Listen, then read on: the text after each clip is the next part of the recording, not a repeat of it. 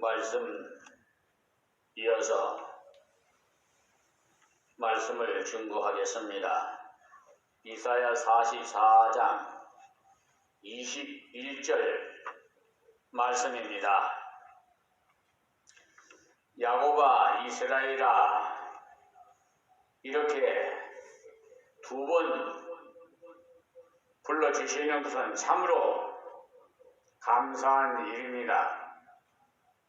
야곱아 하실 때는 우리가 지금 성도라는 이름으로 부름을 받았지만 우리의 본바탕은 돌감람나무라 형편없으니 늘 깨어서 근신해야 할 존재라는 사실을 일깨우시는 겁니다. 또 이스라엘아 이렇게 부르시는 음성을 들을 때는 담대해집니다. 내가 야곱이었지만 하나님의 은혜로 이스라엘이 되게 하셨구나 라는 놀라운 은총을 자각하게 돼서 하나님 앞에 나갈 때 주춤거리며 나가는 것이 아니라 담대히 나가게 된다는 겁니다. 이스라엘이라고 부르신 것은 하나님의 사랑의 음성이고 은혜의 음성인 겁니다. 야곱이라고 부르실 때는 우리로 겸비케 하심이고 이스라엘이라 부르실 때는 우리로 담대케 하시기 위한 것입니다. 이 두 가지가 우리 신명에 같이 공존해 있어야 합니다. 겸손함과 담대함이 공존할 때 성도는 가장 경건된 삶을 살게 되는 것입니다. 자신이 부족한 야곱이라는 것만 깊이 깨달은 사람은 기도할 때도 항상 두렵고 떨리고라고 하며 구하기 때문에 자녀다운 모습이 부족합니다. 그러나 자기가 하나님의 은혜로 이스라엘이 되었다는 사실을 아는 자는 아버지여 하면서 담대히 기도하는 것입니다. 에베소서 3장 12절 말씀을 참조하세요. 어떤 성도는 목사님 기도할 때 하나님이라고 부르는 것이 좋습니까? 아버지라고 부르는 것이 좋습니까? 라고 묻는데 성경에 보시면 예수님이 우리에게 기도를 가르쳐 주실 때 하늘에 계신 우리 아버지라고 부르라고 마태복음 6장 9절에 말씀하셨습니다. 그리고 예수님께서도 기도하실 때 요한복음 17장 1절에서 26절에 또 마태복음 26장 39절에 말씀해 보시면 아버지여라고 부르며 기도하였어요. 우리와 하나님과의 관계는 친밀한 관계임을 강조하는 것입니다.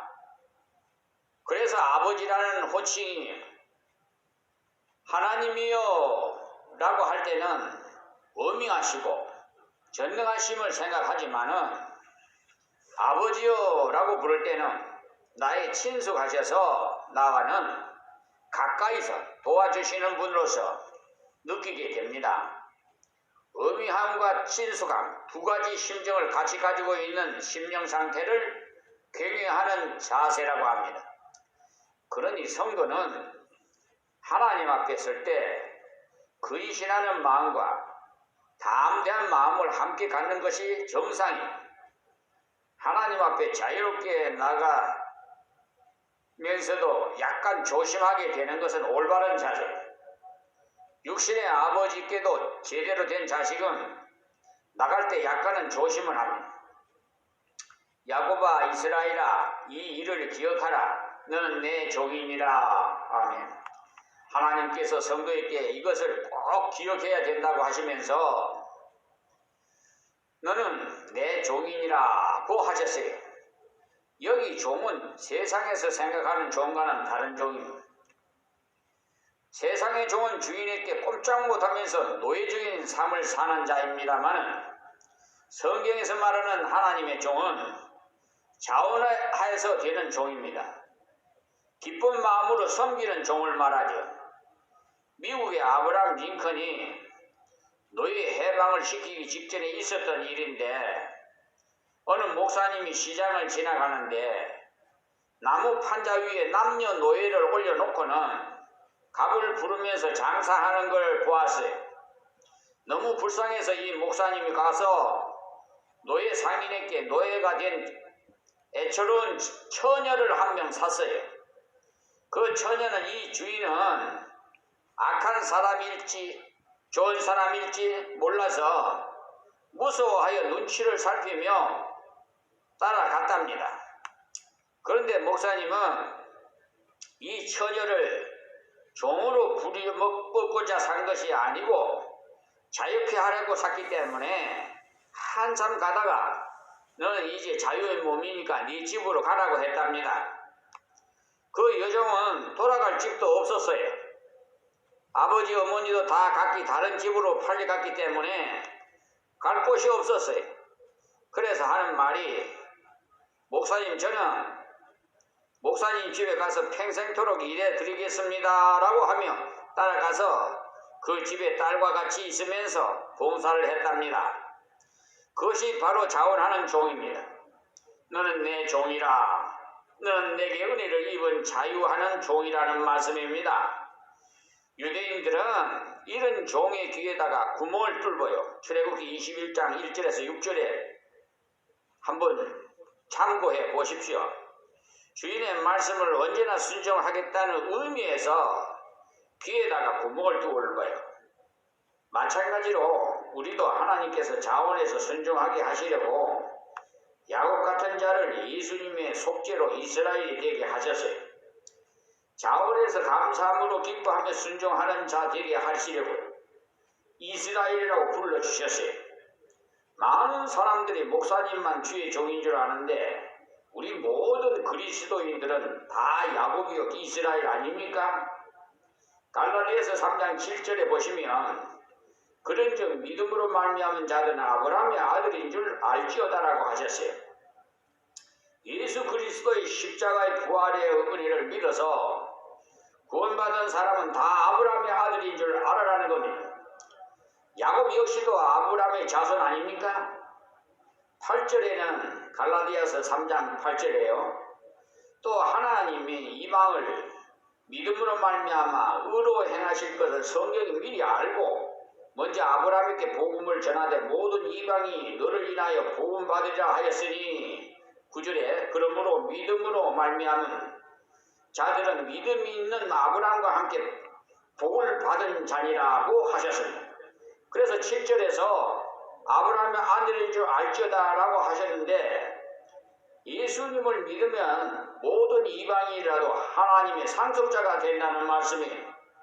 여자도 예수님을 믿으면 이들이 다 상속자가 되는 것입니다. 그러니까 야곱아 이스라엘아 라고 하신 이 말씀은 저와 여러분에게도 한 말씀이에요. 그 때문에 야곱아 이스라엘이라고 불러주신 말씀만 들어도 주여 이제는 당신의 뜻대로 살겠습니다 라고 하는 자원에서 순종하고자 하는 마음이 생겨야 정상입니다. 내가 너를 지었으니 너는 내 종이라 이렇게 말씀을 여기에서도 왜 너는 나의 종이라고 하느냐에 대한 그 이유를 말씀하셨어요. 하나님의 종이라 부르신 이유가 하나님께서 지어주셨기 때문이라. 여기서 지었다는 말은 새로 지었다는 말로서 야곱을 이스라엘로 만들었다는 말씀이 재창조를 말씀하신 것. 이스라엘아 너는 나의 이름이 되지 아니하리라. 있음이 되지 아니하리라. 이스라엘을 가리켜서 하나님께서 잊지 못할 존재라고 하셨어요. 그러니까 하나님께서 항상 재창조하여 주신 구원을 받은 백성을 기억하고 계신다는 겁니다. 우리는 혹시 하나님을 잊어버려도 하나님은 우리를 잊어버리시지 않습니다. 그래서 하나님의 은혜를 기억하라고 일깨우시는 권고의 말씀인 겁니다. 하나님께서 지금도 계속 나를 사랑하시며 돌보신다는 사실을 언제나 기억하라는 말씀이에요. 하나님께서 우리를 종이라고 하신다는 말씀만 들었을 때는 왠지 우리 마음이 조금 무겁지요. 왠지 죽도록 일하는 자가 종인 것 같은 생각이 들어서 말입니다. 그냥 일시키기 위한 종에 지나지 않는다면 그런 종이야 집 나간 후에 세월이 좀 지나면은 잊어버리겠지요. 그러나 하나님께서는 우리를 너무나도 극진히 사랑하시기 때문에 결코 잊어버리시지 않는다는 말씀이, 하나님께서 구속하신 우리를 이처럼 기억하시는데 우리도 하나님을 기억하지 않아서 되겠습니까? 그래서 자주 설교를 듣고 성경을 읽는 겁니다. 우리는 심령이 둔해서 그냥 두면 자꾸 은혜를 잊어버려요. 그래서 둔한 우리의 심령을 일깨우기 위해서 우리에게 이 귀한 말씀을 기록하여 책으로 만들어 주셨어요. 우리가 야곱인데 이 야곱이 하나님의 은혜로 이스라엘이 되었지만은 가다가 보면은 부족해서 또 넘어질 때가 있어요. 그때도 다시 일어날 수도 있도록 길을 열어 놓으신 것이 다음 절 유명한 말씀 22절 말씀입니다. 내가 네 허물을 빽빽한 구름의 사라짐같이 네 죄를 안개의 사라짐같이 도말하였으니 너는 내게로 돌아오라. 내가 너를 구속하였음이니라. 구름이 빽빽해질 때 하늘은 깜깜해지고 해는 다시 못 볼 것 없이 됩니다만은 바람이 설렁설렁 불어 구름이 거치고 나면은 태양은 밝게 빛나지요. 태양은 구름이 끼어 있을 때도 계속 비추고 있었어요. 하나님의 은혜는 우리를 향해 계속 비추고 있습니다. 그러나 우리 사이에 죄의 구름이 끼었을 때는 하나님의 사랑을 막아가지고 하나님의 은혜를 깨닫지 못하게 돼요. 그러나 하나님께서 우리의 허물을 없애주십니다. 우리가 구름을 쫓아야 하는 것이 아니듯이 우리 죄를 우리가 쫓아내는 것이 아닙니다. 우리가 구름을 쫓아버릴 수도 없듯이 내 죄를 내가 해결할 수도 없어요. 언제나 해결해 주실 하나님께 죄를 가지고 가야 합니다. 가지고 가는 것이 자백이죠. 요일서 1장 9절에 말씀을 참고하시고요. 자백할 그때 값을 치르는 것도 아닙니다. 이미 십자가에서 죄를 다 해결하셨으니까요. 그래서 십자가에서 돌아가실 때 다 이루었다고 하셨어요. 그 말씀을 죄의 값을 다 치루었다는 뜻이거든요. 그러니 치룬 것을 적용하는 것입니다. 그런데도 자백하지 않으니까 문제지요. 자백하는 것은 너무나도 쉬워요. 우리는 단지 내가 허물이 있고 죄가 있다는 사실을 솔직하게 인정해서 그것을 주님께 고백하는 것입니다. 여러분 마음에 끌림이 있다면 그것이 허물이에요. 부족이고요. 죄는 하나님 말씀을 정면 대적한 겁니다. 그런데 허물도 무시하는 그런 사람들이 있죠. 그냥 어물쩍하게 넘어가 버리려고 하는데 하나님은요. 사람은 속일 수 있어도 하나님 앞에서는 우리 속일 수가 없어요. 허물이 있어도 구름이 끼인 것처럼 답답해서 하나님과 교통이 잘 안 돼요. 그러니까 허물도 문제예요. 우리가 해야 할 것은 하나님께서 우리의 허물을 빽빽한 구름이 사라지듯 하시겠다고 약속했으니까 하나님이여 내 허물이 여기 있나이다 라고 하면서 솔직히 하나님께 자백하면 됩니다. 한두 번도 아니고 자주 그런데 어쩌느냐 하고요. 그때 또 자복하십시오. 구름이 한 번만 끼입니까? 끼었다 없어졌다 하지만은 구름 끼인 날보다 밝은 날이 더 많잖아요. 구름뿐 아니라 안개 낀 날도 앞이 잘 보이지 않잖아요.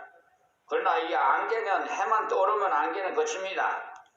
그와 같이 하나님의 은혜만 비추면 정죄는 사라집니다. 그러니 우리는 우리 죄를 하나님 앞에서 진실하게 내놓고 하나님의 은혜를 바라보면 됩니다. 죄만 갖다 놓으면 낙심될 때도 있어요. 내가 왜 이렇게 죄를 많이 지었는고 하면서 하나님이 나를 이렇게 여러 번 죄를 지었는데 다시 받아주실까 하면서 낙심이 될 때도 있는데 이 마귀 사탄이 이런 생각을 가지게 해요. 속지 마세요. 하나님을 인간처럼 생각하기 때문에 그런 생각 들 때도 있어요. 하나님이 인간 같으시다면 같은 죄 서너 번 반복해서 짓고 용서를 구하면 염치도 없구나 하시면서 상대하지 않겠지요. 그러나 하나님께서는 또 용납하시고 새롭게 하시니까 죄를 발견하는 즉시 솔직하게 인정하고 하나님의 은혜를 바라보며 안개의 사라짐같이 도말해 주십니다. 하나님께서 회개한 죄에 대해서는 다시 기억지 않아요. 회개한 죄에 대해서는 다시 책임을 묻지 않습니다. 하나님을 사람처럼 생각지 마십시오. 사람이야 지난번에도 그러더니 또 그러느냐 하면서 지난 잘못을 두 번만 반복해도 창피를 줍니다.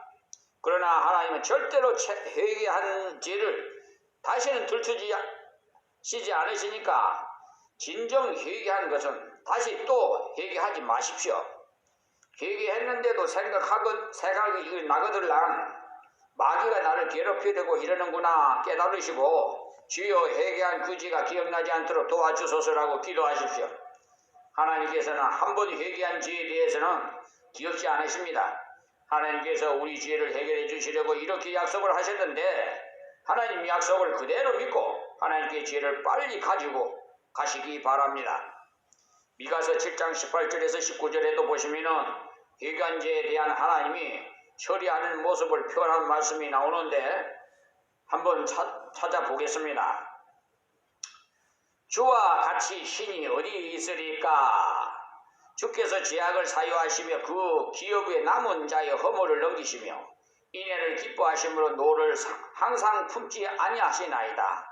다시 우리를 긍휼히 여기셔서 우리의 죄악을 발로 밟으시고 우리의 모든 죄를 깊은 바다에 던지시리로다 라고 하셨어요.